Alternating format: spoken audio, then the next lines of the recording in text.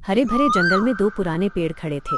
एक था आम का पेड़, हरा भरा, फलों से लदा हुआ, और दूसरा था बरगद का पेड़, बड़ा और विशाल, जिसकी लंबी लंबी जड़ें जमीन को छूती थीं। एक दिन एक प्यारी सी चिड़िया उड़ती हुई आई। वो बहुत थकी हुई थी, सूरज सिर पर था और उसे अपने अंडे देने के लिए एक सुरक्षित जगह की तलाश थी। वह पहले आम के पेड़ के पास गई। चिड़िया प्यार से, नमस्ते पेड़ जी, मैं बहुत दूर से आई हूँ। क्या मैं आपकी डाल पर एक छोटा सा घोंसला बना लूं? वादा करती हूँ कि ज्यादा जगह नहीं लूंगी। आम का पेड़ अकड़ते हुए, क्या कहा? घोंसला? अरे नहीं नहीं, मैं कोई साधारण पेड़ नहीं हूं। मेरे ऊपर मीठे मीठे आम लगते हैं। मेरे फलों को देखने लोग दूर दूर से आते हैं। अगर तू मेरे ऊपर घोंसला बनाएगी तो मेरे सुंदर आम गंदे हो जाएंगे। मुझे तो बस थोड़ी सी जगह चाहिए थी। मैं भी तो तुम्हारे ही जंगल की हूँ। बस कर, उड़ जा यहां से।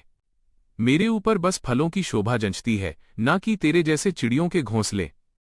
बेचारी चिड़िया आंसू पोंछती हुई वहां से उड़ गई। तभी पास खड़े बरगद के पेड़ ने ये सब देखा।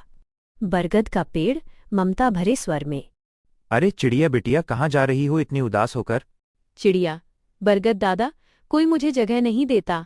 मैं बस अपने बच्चों के लिए एक छोटा सा घर बनाना चाहती थी। बरगद पेड़ प्यार से, फिर और कहाँ जाएगी? आजा, मेरी डालियां चौड़ी हैं, मेरी छाया ठंडी है, तू यहीं अपना घोंसला बना ले।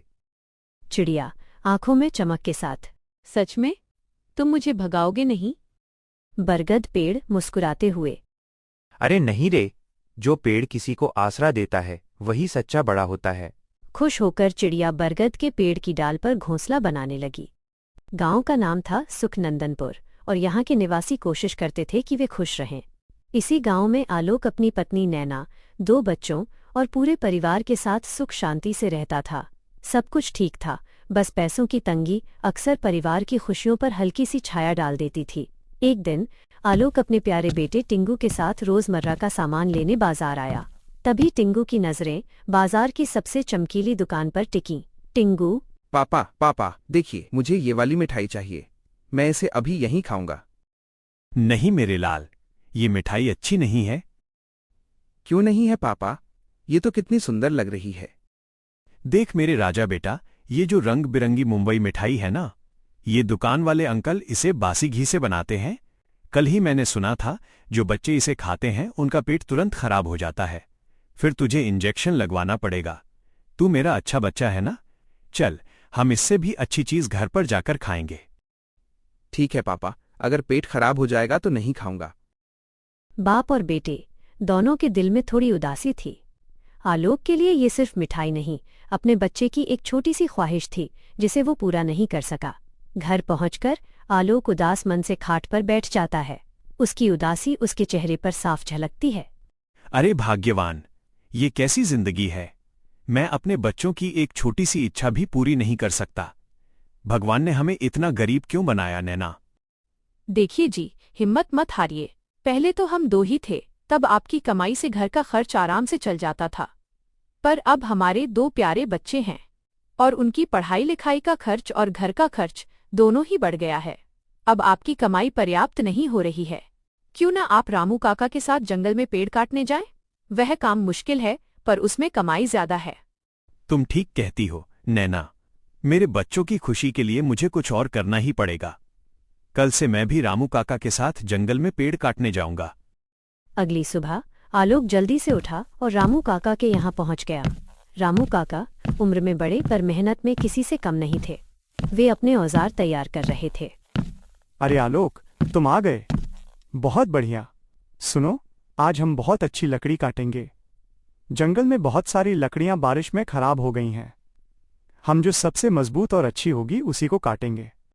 काका, मैं ज्यादा पैसों के लिए पेड़ काटने के लिए मन तो बना लिया है, पर सच कहूं तो मेरा दिल नहीं मान रहा है इन हरे भरे पेड़ों को काटने के लिए। देखो आलोक, पेड़ तो मैं भी काटना नहीं चाहता, लेकिन हाय रे गरीबी, मजबूरी में हमें यह काम करना पड़ रहा है। सच तो ये है कि हमें तो बहुत सारे पेड़ लगाने चाहिए, पर पेट की आग बुझाने के लिए मजबूरी के कारण हम इन्हें काट रहे हैं। पेट की मजबूरी और पर्यावरण की चिंता दोनों ही उनके चेहरों पर साफ थी। इस भारी मन के साथ वे दोनों जंगल की ओर चल देते हैं। और बस इसी बीच जहां बरगद और आम अपनी जगह पर खड़े थे, जंगल में आहट हुई। दो लकड़हारे, रामू काका और आलोक, अपनी कुल्हाड़ियों के साथ जंगल के भीतर प्रवेश कर चुके थे, पर उन्हें इस बात का जरा भी अंदाजा नहीं था कि एक नन्ही सी जान उन्हें देख रही थी। एक छोटी फुर्तीली चिड़िया जिसने बरगद दादा की डाल पर अपना घोंसला बनाया था, उनकी कुल्हाड़ी की चमक देखते ही बरगद के पास गई। घबराई हुई और ऊंची आवाज में बोली, बरगद दादा, जल्दी सुनिए, जंगल में दो लकड़हारे आए हैं, उनके हाथ में कुल्हाड़ी भी है, वे जरूर हमें काटने आए होंगे। बरगद दादा ने उसकी बात सुनी, पर बिना विचलित हुए शांति बनाए रखी। इतने में ही वहां दोनों लकड़हारे आ पहुंचे। रामू काका की नज़र सबसे पहले बरगद के विशाल मजबूत तने पर पड़ी। उनकी आंखें लालच से चमक उठीं। रामू काका मोटी, लालची और उत्साहित आवाज में बोला, आलोक, यहाँ देख, हमें जैसा पेड़ चाहिए था तब वैसा पेड़ मिल गया। क्या शानदार लकड़ी मिलेगी। चल, इसे काट के अच्छा पैसा बनाते हैं।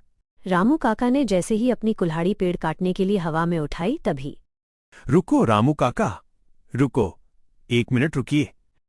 रामू काका भ्रमित और थोड़ी गुस्से वाली आवाज में बोला, क्या हुआ आलोक, इतना चिल्ला क्यों रहा है। आलोक नरम और दयालु आवाज में बोला, काका, इस पेड़ में देखिए, इस मोटी डाल पर तो चिड़िया का घोंसला है। हम ये पेड़ नहीं काट सकते, इसके घर को उजाड़ना पाप होगा। रामू काका थोड़ी पश्चाताप भरी, शांत आवाज में बोला, हाँ, तुम ठीक कह रहे हो आलोक, अपना घर का खर्च चलाने के लिए हम दूसरे के घर को नहीं उजाड़ सकते। हमें कोई दूसरा अच्छा सा पेड़ चाहिए। रामू काका ने चारों ओर देखा। उनकी नज़र पड़ोस में खड़े फलदार पर खाली आम के पेड़ पर गई। रामू काका समाधान मिलने पर थोड़ी राहत भरी आवाज में बोला, क्यों ना ये पास में खड़ा हुआ आम काट लेते हैं, इसमें तो किसी का भी घोंसला नहीं है, ये काटने में भी आसान होगा। और ये कहकर दोनों लकड़हारों ने अपनी कुल्हाड़ियां उठाईं और घमंडी आम के पेड़ को काटना शुरू कर दिया। आम का पेड़ दर्द से कराह उठा, पर उसकी सुनने वाला कोई न था। कुछ ही देर में वे उसे काटकर उसकी लकड़ी लेकर अपने घर चले गए। बरगद दादा गहरी, विनम्र और अनुभवी आवाज में बोला, देखा आम के पेड़, अगर उस दिन तुमने इस चिड़िया को अपने ऊपर बसेरा करने दिया होता तो तुम्हारा हाल ऐसा नहीं होता जैसा आज है। आम का पेड़ धीमी, टूटी हुई और पश्चाताप भरी आवाज में बोला, हाँ बरगद दादा, आप बिल्कुल ठीक कहते हैं। बरगद दादा थोड़ी जिज्ञासा भरी आवाज में कहा, फिर क्या सोच रहे हो।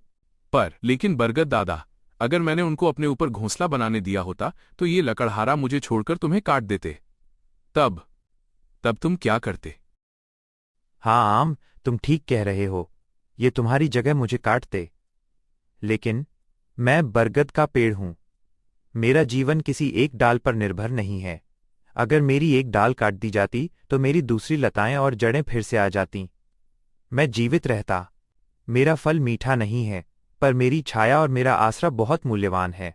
मुझे पछतावा हो रहा है इस बात का नहीं कि मुझे काट दिया गया, सिर्फ इसलिए कि मैंने अपने ऊपर घमंड किया और किसी के काम नहीं आ सका। और इस तरह घमंड से भरे आम के पेड़ का अंत हो गया, जबकि नम्रता और सेवा भाव से भरे बरगद ने अपना जीवन बचा लिया।